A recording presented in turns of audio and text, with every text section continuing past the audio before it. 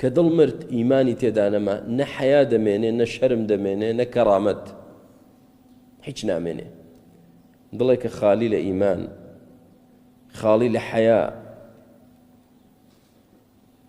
بەڵام چییە؟ لاشەیەکی جوانی هەیە، خەڵک پێی سەرسامە، معجەبن پێی. چی یعنی؟ بەچی سەرسامیت؟ بەچی معجەبیت؟ ئایا ئینسان بەس لاشەیە؟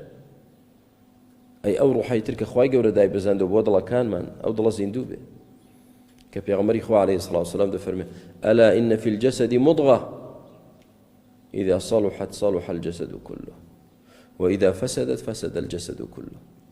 لەناو لاشەدا پارچە گۆشتێکەیە کە دڵە.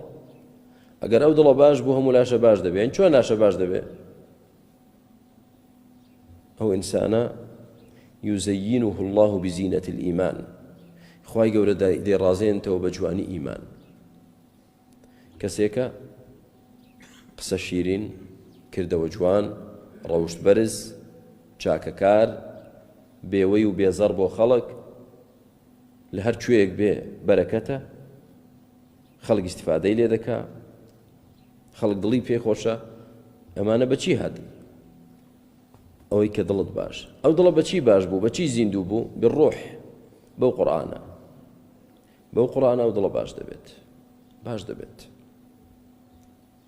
چۆن ڕەمەزان لە ناو هەموو مانگەکانی ساڵدا پیرۆسترین مانگە، و لە ناو ڕەمەزانیشدا شەوانی کۆتایی پیرۆسترین شەون، لە ناو هەموو شیاندا لەیلەتول قەدر پیرۆسترین شەو. بۆ؟ بەهۆی ئەم قورئانە، بەهۆی ئەم قورئانە. تۆی مرۆڤ کە دڵت بکەیتەوە بۆ ئەم قورئانە، پیرۆسترین کەس دەبی، بەڕێزترین کەس دەبی، چاکترین کەس دەبی، خۆشەویستترین کەس دەبی، بە قیمەتترین کەس دەبیت. دڵت بکەیتەوە بۆ ئەم قورئانە.